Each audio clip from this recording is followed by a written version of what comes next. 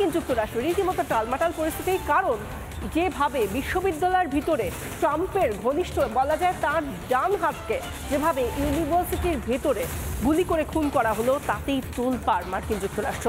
একদিকে ট্রাম্প বলছেন তিনি এই ঘটনাকে কালো দিবস হিসেবে আজকের দিনটাকে গণ্য করছেন, আর অন্যদিকে ষড়যন্ত্রের বিষয়ও উঠে আসে। এই মুহূর্তে দাঁড়িয়ে টালমাটাল ট্রাম্পকে কি ডিপ স্টেটের কোনো বার্তা?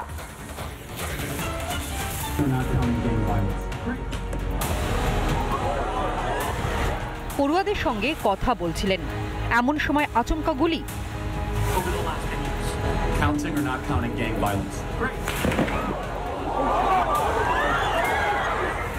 মুহূর্তের মধ্যে সব শেষ। বিশ্ববিদ্যালয়ের মধ্যে গুলি করে খুন। অবাক হচ্ছেন নাকি ভয় পাচ্ছেন? এটাই এখন আমেরিকার কঠিন বাস্তব। নিহত ব্যক্তির নাম চার্লি কির্ক, আমেরিকার অন্যতম জনপ্রিয় এবং প্রেসিডেন্ট ট্রাম্পের ঘনিষ্ঠ নেতা। ইউটার বিশ্ববিদ্যালয়ে তাঁকেই গুলি করে খুন। I am filled with grief and anger at the heinous assassination of Charlie Kirk on a college campus in Utah. This is a dark moment for America.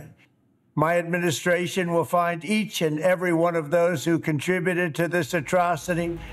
ট্রাম্পের নয়া শুল্ক নীতির জেরে বিশ্বে অনেকেরই চক্ষুশূল আমেরিকা। এরই মাঝে এশিয়ার একাধিক দেশে অরাজকতা চলছে, এতে টালমাটাল ট্রাম্প সরকার। এই পরিস্থিতিতে ঘনিষ্ঠকে মেরে কি ডোনাল্ড ট্রাম্পকে বার্তা দিল ডিপ স্টেট?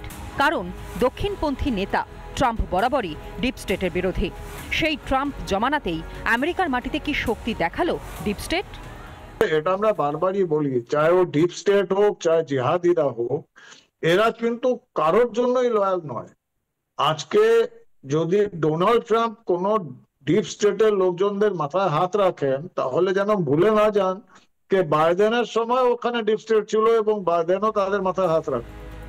গত বছর দ্বিতীয়বারের জন্য গদিতে বসেছেন ট্রাম্প। ভোটের প্রচারের সময় তাঁকে লক্ষ্য করে গুলিও চলে। ঘটনাচক্রে তিনি রক্ষা পেয়েছিলেন, কিন্তু ট্রাম্প ঘনিষ্ঠ কির্ক সেই সুযোগ পেলেন না। খুনের পর এলাকায় হুলস্থুল শুরু হয়, সেই সুযোগেই গা ঢাকা দেয় আততায়ী। রিপাবলিক বাংলা।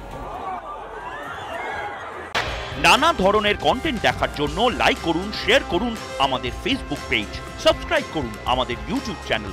পাশাপাশি অন্যান্য ব্রেকিং নিউজের জন্য অবশ্যই চোখ রাখুন রিপাবলিক বাংলায়।